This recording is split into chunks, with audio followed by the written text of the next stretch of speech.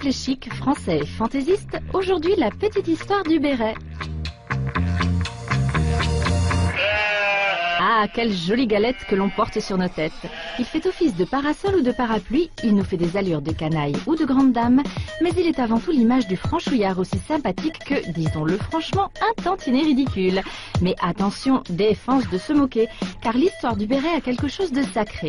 La légende raconte que le premier à l'avoir inventé, c'est Noé, celui de l'arche de Noé. Après avoir sauvé ses animaux, Noé s'est aperçu qu'au fond de son bateau, la toison des moutons s'était transformée en feutre.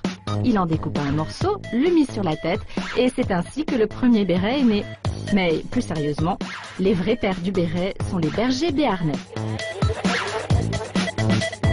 L'origine du béret dans le pays Barn et également dans le Pays Basque, il est important de préciser que le petit garçon à l'âge de 10 ans se voyait remettre de manière tout à fait officielle son premier béret et c'était son entrée dans le monde des adultes. C'était un passage vraiment incontournable pour l'enfant et qui avait son importance sociale. À l'origine, les bérets tricotés par les bergers sentaient la bête, étaient poilus et rétrécissaient à la première averse. Au XIXe siècle, les femmes se sont penchées sur lui et lui ont coupé les poils à ras et l'ont garni d'une doublure en soie. Depuis, tous les messieurs se l'arrachent, à commencer par les militaires. Jusqu'à aujourd'hui, les chasseurs alpins le portent fort bien. Mais sa véritable nature revient au galop car le béret, ce qu'il aime avant tout, c'est la liberté et les gens pas bien comme il faut.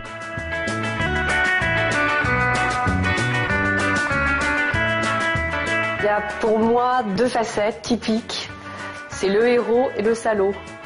Alors il y a les héros comme Che Guevara, et puis il y a le salaud type Louis de Funès, qui porte toujours des bérets, je crois qu'il y en a un dans la traversée de Paris.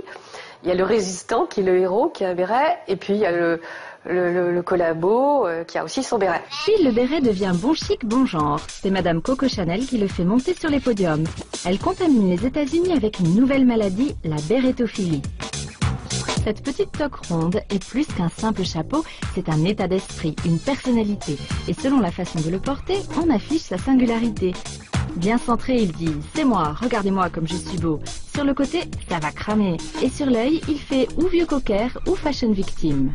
Un orange, Jean-Paul Gaultier plus près de nous, Balenciaga ont réhabilité périodiquement le béret. Et après, le français, c'est devenu le symbole de la parisienne, parce qu'on appelait ce petit béret très bien placé, mutin, piqué, piqué d'un diamant, d'un string. C'est un béret assez petit qu'on porte basculé en cachant, bien entendu, un des sourcils, avec un biais instable tout à fait stable, une grande plume, et qu'on doit porter avec une désinvolture élégante. On l'aime tous car il est bien pratique. Et s'il peut être chic, c'est encore en vieille canaille qu'il est le plus sympathique.